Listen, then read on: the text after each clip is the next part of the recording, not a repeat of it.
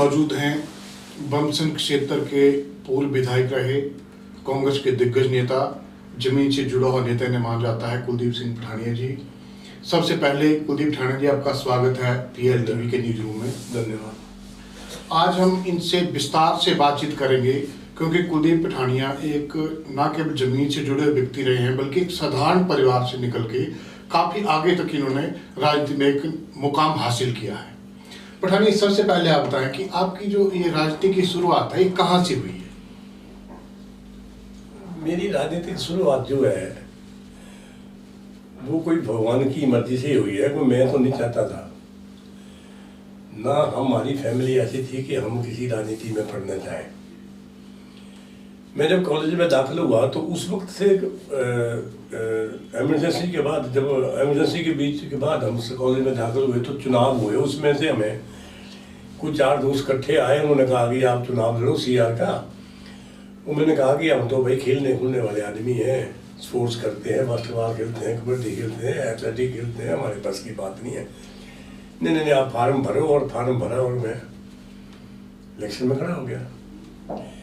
और चुनावों में जब पहले साल था, चुनावों में जब खड़ा हो गया तो लोगों ने बड़े वोट दिए, 2 CR बने। मेरे को लगभग कोई 150 को वोट मिला और जो दूसरे नंबर आया उसको 25 मिले। और वहीं से शुरुआत हुई। उसके बाद मैं कॉलेज में जनरल सेक्रेटरी बना। उसके बाद मैंने कॉलेज के लिए स्टेट लेवल की जो एजुकेशन चला था कि हमें जो है वो बसों में मुफ्त पास दिए जाए, बड़ा लंबा चला वो, 30-35 दिन की हड़ताल चली थी। तो उसमें मतलब 10 दिन का मतलब पूरा तो माफ नहीं हुआ, लेकिन 10 दिन का एक तरफ का फेर देना पड़ा। वो पहली दफ़ा हमारी उस तारीख से हुआ, काफ़ी लंबी लगी। फिर ये कड़ी आगे से बढ़ती रही। उसके बाद मैंने दिल्ली चला गया। दिल्ली से मैं वहाँ था क्रॉस स्टेडियम में एक राजीव गांधी जी ने यूथ कोऑर्डिनेटर के प्रोग्राम के तहत एक यूथ को ट्रेनिंग देने का प्रोग्राम हुआ। और मैं यहाँ से मुझे यहाँ से चिट्ठी आई कि आपको वहाँ के लिए नामित किया है, तो आप वहाँ उस प्रोग्राम को करें। मैं उस प्रोग्राम में शामिल हो गया और कम से कम 1.5 महीना हमने ताज क्रॉस स्टेडियम में पार्टी की ट्रेनिंग ली। 20 पॉइंट प्रोग्राम को इम्प्लीमेंटेशन होता कंट्री, वो मेजर था उसमें। और 45 दिन ट्रेनिंग के बाद हमारी वहाँ डिप्लॉयड हुए तो मुझे गुजरात का स्टेट मिला। गुजरात में खेड़ा डिस्ट्रिक्ट हुआ जहाँ अमूल डेयरी थी, वहाँ हमने 2 साल काम किया। 2 साल काम करने के बाद जब हम वापस घर आए तो उस वक्त इंदिरा गांधी की असैसिनेशन हो गया और 85 का चुनाव था। उसके बाद हम अपने इसमें आए तो जब यहाँ पहुँचा तो मुझे यहाँ यूथ कांग्रेस का प्रेसिडेंट बना दिया। Youth Congress president, district youth Congress president बनने के बाद जिला युवा कांग्रेस का कुछ ऐसी राजनीति आई और मुझे बीच में हटा दिया। और मैं 92 में फिर मैं 92 में जो है वो मसूदा पंचायत का मैं प्रधान बना।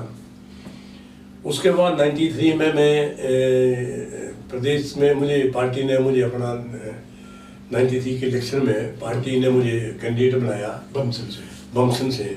और उसमें जो सारा श्रेय, जो मुझे कैंडिडेट बनाने का जो श्रेय है वो माननीय वीरभद्र मुख्यमंत्री जी को था। उन्होंने मुझे चयन किया और उसके बाद मैं MLA बन गया। मैं MLA बनने के बाद मैं स्टेट यूथ कांग्रेस का प्रेसिडेंट रहा। उसके बाद मैं स्टेट कांग्रेस कमेटी का जनरल सेक्रेटरी रहा, सेक्रेटरी भी रहा। उसके बाद मैं स्पेशल इनवाइटी भी रहा। आजकल जो है, और 2 बार मैंने चुनाव लड़े, 3 बार। तो मेरे 2 चुनाव तो जो है वो सिटिंग मुख्यमंत्री से होते रहे, जो मैं अपनी सीट नहीं निकाल सका। लेकिन मैंने कांग्रेस का जो वोट बैंक था उसको कम नहीं होने दिया। और उसके बाद मैं आज जो हूँ, मैं आज भी पार्टी में सक्रिय हूँ। मैं आज भी लोगों के प्रति जो है पार्टी की जो विचारधारा है उसके तहत लोगों के बीच जाता हूँ और प्रयास करता हूँ कि ज़्यादा से ज़्यादा लोग जो है वो कांग्रेस में आएँ और कांग्रेस की मजबूती में साथ दें। 1993 से लेकर 1998 तक आप विधायक रहे बमसन के। जी। तो उस समय बहुत सारे ऐसे कार्य हैं, आपको एक तरह से मान जाता था कि आप हमीरपुर के, जैसे यहाँ कहा जाता है हमीरपुर में प्रसिद्ध है कि यहाँ से जो पूर्व मुख्यमंत्री प्रेम कुमार धूमल हुए, निश्चित रूप से उनके समय में काफ़ी विकास कार्य हुए।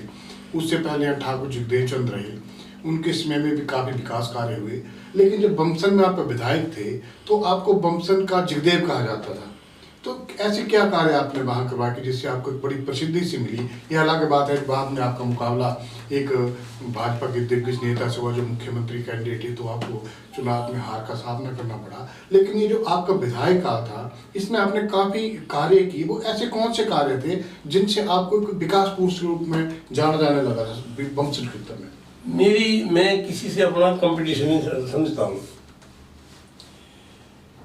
मैं अपने को किसी बड़े नेता के साथ नहीं जोड़ता हूँ, क्योंकि मैं एक छोटा सा आदमी हूँ, छोटा सा कार्यकर्ता हूँ, आज भी हूँ। लेकिन मुझे मैंने जो अपने जीवन में जो गुजरात का जो पीरियड किया है मैंने, उससे मुझे कुछ सीख मिली थी जमीनी तौर पे। और माननीय मुख्यमंत्री वीरभद्र सिंह जी ने मेरी फुल मदद की। और जो बमसन का जो क्षेत्र था, जिसमें उस वक्त न सड़कें थी ठीक, न स्कूल थे, न अस्पताल थे, और न पीने के पानी की सुविधा थी, तो उस वक्त जो था वो मैंने प्रायोरिटी पे जो था मैं उन चीज़ों को उठाया और मुख्यमंत्री के समक्ष रखा, सरकार के समक्ष रखा। तो मेरी वो सारी मांगें जो हैं उस वक्त के, और बाद में जो चीफ मिनिस्टर रहे हमारे मुख्यमंत्री वीरभद्र सिंह जी ने, उन्होंने अथाह प्रेम और साथ दिया, जिसकी वजह से बमसन जो वो विकासशील और विकास की गति बनी। और जो 72 करोड़ की जो स्कीम थी पीने के पानी की, बमसन लगवाती स्कीम, वो मैंने वीरभद्र सिंह जी के पास रखी, उन्होंने प्रायोरिटी से उसको उठाया और 1 साल में हम लोगों को पानी पहुँचाया। इस तरह बहुत सारे काम थे। जब मैं विधायक बना तो बमसन में 2 सीनियर सेकेंडरी स्कूल होते थे, एक बगवाड़ा, एक टाउनी देवी। उसके बाद आज जो टाउनी देवी से लेके बघेड़ा तक जितने भी सीनियर सेकेंडरी स्कूल हैं, एक आधा को छोड़ के, वो सारे कांग्रेस के टाइम में और माननीय मुख्यमंत्री वीरभद्र के सामने जो उन्होंने रखे हैं वो उन्होंने खुलवाए। लगभग मेरे टाइम में कोई 55 स्कूल, प्राइमरी, मिडिल, हाई और सीनियर सेकेंडरी स्कूल खुले थे 4 वर्षों में बमसन क्षेत्र में। तो मैं अपना जो मेरा एक बड़ा साफ था कि मुझे लोगों ने चुना है। मैं आम घर से निकला था, मुझे आम आदमी की तकलीफ़ों का पता था। मैंने खुद भी उन तकलीफ़ों का सामना किया था, उन परेशानियों का सामना किया था। और मैं मुख्यमंत्री वीरभद्र सिंह का भी धन्यवादी है कि उन्होंने भी अथाह प्यार करके और साथ दे के मेरी बमसन क्षेत्र को सड़कों से, स्कूलों से, स्वास्थ्य से या और भी किसी ऐसे जो है वो आगे करने के लिए कोई कमी नहीं आने दी। डिलिमिटेशन के बाद जो बमसन क्षेत्र है उसका बड़ा सारा हिस्सा जो कुछ सुजानपुर क्षेत्र में चला गया, कुछ भोरन में चला गया। तो अब आपकी जो एक तरह से कर्मभूमि हमीरपुर विधानसभा क्षेत्र है, पिछला चुनाव भी आपने हमीरपुर विधानसभा क्षेत्र से लड़ा। तो यहाँ क्या आप देखते हैं, क्या इस प्रमुख समस्या क्या देखते हैं जिनका प्राथमिकता पे हल किया जाना चाहिए? ये सरकार उसको करने में नाकाम रह रही है। हमीरपुर जो चुनाव क्षेत्र है, इसमें अब इसको 3 हिस्सों में बांट देते हैं। पहले तो बमसन को 3 में बांट देते हैं, फिर 3 में आते हैं, एक हमीरपुर का हिस्सा, एक बमसन का हिस्सा, एक मेवे का हिस्सा। अब सरकारी दफ्तर खोलने की जो बात है वो यहाँ तो सारे कंप्लीट है। पीछे हमने लखनऊ में जो ये दी थी, क्या बोलते हैं, उप तहसील, वो नई सरकार के आने से बाहर अभी तक लटकी हुई है। कब खुलती है, नहीं खुलती है, वो तो ये सरकार जाने। लेकिन चुनाव की घोषणा होने के बाद, एक दिन पहले घोषणा होने के बाद या एक जिस दिन दूसरे नंबर उसका उद्घाटन करना, तो एक दिन रात को घोषणा होगी, इसलिए हमारे टाइम नहीं खुल सकी। बाकी ये जो दूसरा क्षेत्र है हमीरपुर में, समस्याएं तो बहुत हैं। अब ये नहीं कि हमीरपुर विकसित भी है, लेकिन इसमें समस्याएं छोटी मोटी बहुत हैं और उनको दूर करने के लिए जो है यहाँ और जो मेहनत करने की ज़रूरत है। ये नीचे वाला इलाका जो है, जो जिसको धार के नीचे का इलाका कहते हैं, नालटी है, धनेड़ है, या अपने क्या बोलते हैं बराड़ी वगैरह और नारा वगैरह इलाका है, 10-12 पंचायतें हैं। इनमें विकास की बड़ी ज़रूरत है, क्योंकि ये खड्डों में और नालों से जुड़ा हुआ इलाका है। और जंगलों का इलाका है, इसमें अभी विकास की ज़रूरत है, सड़कों की ज़रूरत है, पीने के पानी की भी ज़रूरत है, और भी जो छोटी मोटी समस्या है बहुत है। लेकिन जनरली हमीरपुर चुनाव क्षेत्र में जो है वो बड़े दफ्तर जो आ चुके हैं और बड़ी विकास की जो दफ्तर हैं वो खुले हैं, इसलिए कुछ ज़्यादा नहीं है, लेकिन छोटी मोटी समस्या लोगों की बहुत है। पर एक आजकल बड़ा चर्चित सा मुद्दा है कि जो हमीरपुर का मेडिकल कॉलेज है, यहाँ अव्यवस्थाओं का बोलबाला है। अभी हाल ही में एक मुद्दा उठा जिसमें एक महिला से डॉक्टर द्वारा जो है वो अश्लील हरकत करने का मामला सामने आया। इस बारे में क्या कहेंगे आप? ये तो बड़ी शर्म की बात है कि जो लोग क्वालिफाइड हैं, भगवान के बाद दूसरा नाम डॉक्टरों का हुआ करता था, यहाँ जो आएगा वो परेशान दुखी आदमी आएगा, वो शारीरिक तौर से भी परेशान हो सकता है और वो कोई और मजबूरी भी हो सकती है, लेकिन उसकी तरह अगर ऐसी हरकतें करते हैं या तो वो डॉक्टर के बनने के काबिल नहीं है, उनको तो ऐसे ही हट जाना चाहिए। लेकिन अगर फिर भी कोई ऐसे आदमी हैं, उसमें सरकार को भी, विभाग को भी और यहाँ के जो मेडिकल कॉलेज के जो सीनियर लोग हैं या प्रिंसिपल हैं या दूसरे सीएमओ वो एक्शन लें। लेकिन ऐसे भी सुनने में आता है कि आए दिन कोई ना कोई यहाँ कोई ऐसी घटना घटती है कि जिसका बाद पर्दाफाश नहीं होता है, और ये तो केस मेरे ख्याल प्रेस के माध्यम से निकला है, इसके पहले भी कई आत्महत्या तक हुई हैं। और ऐसे लोगों को यहाँ रहने का कोई औचित्य नहीं है। सरकार को चाहिए कि इस जैसे क्रिमिनल माइंड के जो डॉक्टर हैं उनको कहीं और ऐसी जगह बैठाएं जहाँ लोगों के साथ उनका कोई संपर्क ना हो, अपने आराम से बैठे रहें। यहाँ जैसे अभी आपने बात की कि इससे पहले इसी मेडिकल कॉलेज में एक नर्स ने आत्महत्या की, यह भी बात उठी कि उसे प्रताड़ित किया जा रहा था अस्पताल प्रशासन द्वारा। लेकिन बाद में जब इसकी जांच हुई तो वो जांच में एक तरह लीपापोती हुई। उसमें यह सामने आया कि जो मेडिकल कॉलेज है उसके कैमरे काम नहीं कर रहे थे, और जब वो पुलिस को जांच गई तो पता लगा कि जब वो पुलिस ने संबंधित नर्स के जो मोबाइल है उसकी जांच की तो उसका वो लॉक ही नहीं खुल पाया। अब आजकल इतनी आधुनिक सारी व्यवस्थाएं हैं, उसके बावजूद अगर उसका लॉक नहीं खुल पाया या सीसीटीवी कैमरे खराब थे तो क्या ऐसा नहीं इशारा करता कि सारे मामले की लिपापोती एक तरह से की गई? इसका लिपापोती भी हुई और इसमें सब एक जैसे दिमाग के आदमी इकट्ठे हो गए। वो उस बेचारी को न्याय देना नहीं चाहते थे। अगर वो न्याय देना चाहते थे तो आज के आधुनिक जो आपने कहा ठीक कहा कि आज के आधुनिक तरीके ऐसे हैं, कोई चीज़ का लॉक नहीं होता है। उसी वक्त कैसे कैमरे हो गए, या तो फिर वो प्लान था जिसने किया है, उसने प्लान करके मिलजुल के उसने वहाँ के सीसीटीवी कैमरे बंद कराए होंगे तब किया होगा। तो इसकी भी जांच होनी चाहिए, तो पुलिस को करना चाहिए था। पुलिस में बताया गया कि जो यह जो रिपोर्ट आई उसका पति था महिला का, उन्होंने संपर्क किया तो बताया गया कि जो मोबाइल था उसका लॉक खुला ही नहीं। तो क्या कांग्रेस पार्टी इस मुद्दे को उठाएगी? इस तरह के जो अभी जब ये हार्डली केस हुआ अभी पीछे, इसके लिए कांग्रेस पार्टी ने, हमारे अध्यक्ष ने वहाँ प्रेस कॉन्फ्रेंस की है, उन्होंने इस मुद्दे को उठाया। जैसे जैसे पार्टी आदेश देगी तो उसके लिए मैं पर्सनली चाहता हूँ कि इसके ऊपर कांग्रेस अपना काम करे, और जो इसका जो जिस आदमी ने इस तरह की हरकत की है उसको दंड मिलना चाहिए। अभी निकट भविष्य में आपकी क्या राजनीति को लेकर क्या अगली योजना होगी? क्या निकट भविष्य में कांग्रेस के साथ रह के कांग्रेस का टिकट मिलता है तो हम चुनाव लड़ेंगे, तो उसके लिए टिकट नहीं मिलता है तो नहीं लड़ेंगे। तो इस वक्त अभी हमने देखा कि आपने जो है एक तरह से जनसंपर्क अभियान शुरू कर दिया है, तो आप लोगों से लगातार संपर्क में हैं।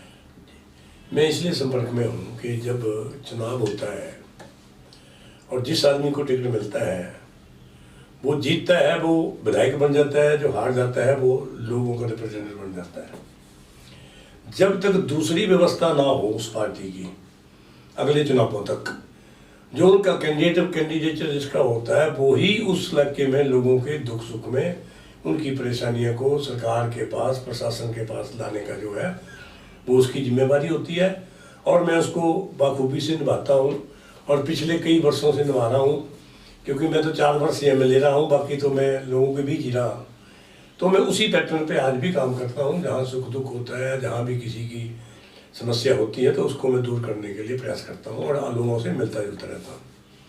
मैं आपके एक इस विधानसभा क्षेत्र का चाहे विपक्ष का नेता विपक्ष नेता भी आप काम कर रहे हैं, तो आपकी क्या प्राथमिकताएं क्या है कि आप क्या विशेष जो है वो अलग से हटके होना चाहिए जिससे कि विकास को गति मिल सके, लोगों की जो मुख्य समस्या है उनसे भी उनको निजात मिल सके, ऐसा क्या देखते हैं? मुख्य समस्या लोगों की बेरोजगारी है। आजकल हर घर से बच्चे पढ़े हैं। मेरा ये मानना है कि उसके लिए यहाँ कोई ना कोई यहाँ की बेस्ड इंडस्ट्री जो है वो लगाई जाए। जैसे हमारे पास मक्की है, या हमारे पास जो चीड़ के पत्ती गिरती है इसके लिए वो कागज गत्ता बनता है, इस तरह का भी हो। और साथ में जो मैं ये निवेदन करूँगा लोगों से कि आप अपने बच्चों को प्राइवेट स्कूलों में ना पढ़ाते हुए सरकारी स्कूलों में एंट्री कराएं, ताकि सरकार के ऊपर इसका जो दबाव बढ़े और पोस्टें निकलें, और जाके जो हमारे पास सबसे बड़ा जो विभाग है नौकरी का, वो हमारे पास ये शिक्षा का ही है, और दूसरा हमारे पास इलेक्ट्रिसिटी का है। तो ऐसे अभी तो लगता है कि इलेक्ट्रिसिटी आज की सरकार चाहे देश की है चाहे प्रदेश की है, वो तो प्राइवेट करने जा रही है, तो इसके में स्कोप हमारे कम हो रहे हैं। और यहाँ जो प्राइवेट स्कूलों का जो प्रचलन बढ़ा हुआ है, इसकी वजह से सरकारी स्कूलों में बच्चों की जो संख्या कम हुई, तो नेचुरली जब संख्या कम होगी तो वहाँ नौकरी तो कम मिलेगी। अगर बच्चे इस तरफ आते हैं तो हो सकता है कि हमारा जो हिमाचल प्रदेश का सबसे बड़ा विभाग है एजुकेशन, तो मैं भी चाहता हूँ कि ज़्यादा से ज़्यादा बच्चे सरकारी स्कूलों में आएँ और स्कूलों में स्ट्रेंथ हो और सरकार इसके तरफ ध्यान दे, तो बहुत सारा पढ़े लिखे लोगों को इसमें इस डिपार्टमेंट में नौकरी मिलने के भी चांस हैं। क्या इसके लिए कोई अभियान चलाए कांग्रेस पार्टी लोग जागरूक? हम तो सरकार भी चाहती है, कि हम तो हर जगह लोगों को कहते हैं कि भाई आप 1,000 रुपया फीस देते हैं, मैं समझता हूँ कि 1,000 फीस से तो एक बच्चा +2 कर जाएगा, वहाँ 1 महीने की फीस है। जैसे ऊपर जाएंगे तो उससे तो हम 2-3 महीने की अगर सारी इकट्ठी करें तो मेरे ख्याल ग्रेजुएशन कर जाएंगे, स्ट्रेंथ भी बढ़ेगी, वहाँ एम्प्लॉयमेंट भी होगी और लोगों को भविष्य भी होगा। ये मेरा मानना है। अभी एक बड़ा चर्चित सा मुद्दा है, बड़ा यह है कि आजकल एक किसान आंदोलन चला हुआ है, इस पे क्या कहेंगे आप? जो किसान आंदोलन पर, किसान आंदोलन पे सरकार की जो है वो हठधर्मी छोड़े और किसानों के साथ बैठ के जो चाहते हैं उसको पूरा करें। लोकतंत्र यही बोलता है। जो तानाशाही है वो तो उन्होंने निभाई, जो तानाशाह जो करता है वैसे तो वो कर रहे हैं, वो गलत है। जब किसान नहीं चाहते हैं कि ये हमें बिल मिले या इस तरह से हमारा नुकसान होगा, तो सरकार को हट जाना चाहिए पीछे। इसमें बेइज्जती और इसमें कोई बात थोड़ी है। लोकतंत्र है, लोगों का तंत्र है, इसमें हमने क्यों जबरदस्ती करनी है? या फिर जैसे किसान चाहते हैं वैसे करो, क्योंकि ये किसान बिल जो बना तो किसी को भी विश्वास में मिल लिया गया, ना किसानों को, ना विपक्ष को, ना किसी और को। सिर्फ कुछ चुनिंदा जो हमारे उद्योगपति हैं, बिल से पहले उनके वेयर हाउस बनना शुरू हो गए हैं। तो कैसे माने कि सरकार ने किसानों के हित के लिए बिल लाए हैं? तो जरूर इन बिलों में कहीं ना कहीं बहुत बड़ी खामी है। और आज 100वां दिन हो गया मेरे ख्याल किसानों को, तो सरकार को चाहिए कि हथकंडे छोड़ के इस बिल को वापस करे और नए सिरे से इन सारी संगठनों को बैठा के और विपक्ष को उसका इसमें लेके इस पे चर्चा करे, तब जाके इस बिल को दे। अदरवाइज ये बिल जो है, जब जिनको देना उनको ही ठीक नहीं, तो हम क्यों उसको ठीक बोले? एक अंतिम प्रश्न है पठानी जी, आपके विधानसभा क्षेत्र से संबंधित है कि यहाँ पे एक आधुनिक बस स्टैंड की बात की गई। पूर्व में मुख्यमंत्री रहते थे, माधवमल के मुख्यमंत्रित्व काल में उसका नींव पत्थर रखा गया। उसके बाद कांग्रेस की सरकार आई, तब भी मामला ठंडे बस्ते पड़ा रहा। अब भाजपा सरकार है, तब भी इस बारे में कोई उचित कदम नहीं उठाया जा रहा है। तो इसमें क्या कहेंगे आप? इसमें क्या आपको ये जो लोकल लीडरशिप है उसकी गलती है। वो किसके सपनों में अपनी दुनिया बसा रहे हैं, चाहे धूमल है चाहे है। हमें अगर वो चीज़ नहीं हो रख सकती है जैसे बनाने जा रहे हैं, क्योंकि इसके हिसाब से हमने देखा कि शिमला में भी कामयाबी नहीं मिली, क्योंकि वहाँ तो टूरिस्ट प्लेस है। तो मैं समझता हूँ कि हमीरपुर में भी नहीं हो सकती हैं।